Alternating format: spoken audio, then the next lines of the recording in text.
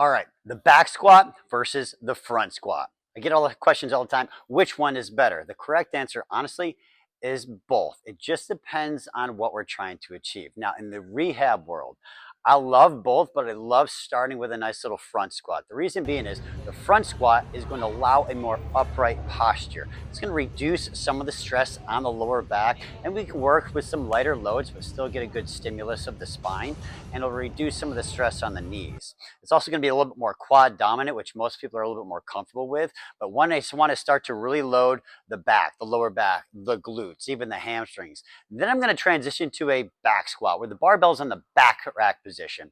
And that's going to allow a little bit more of a forward torso lean, but it's going to load the glutes up. It's going to load the hamstrings up just a little bit more. And we can add a way more load onto the back squat and start to move some heavier loads. So in the rehab world, once we start to get out of that pain threshold, once we get a little bit more confidence moving some of the heavier loads, then I can switch to the back squat and probably migrate back and forth between the two, use almost like a little couplet to train the spine both into lighter loads with the front squat and heavier loads with the back squat.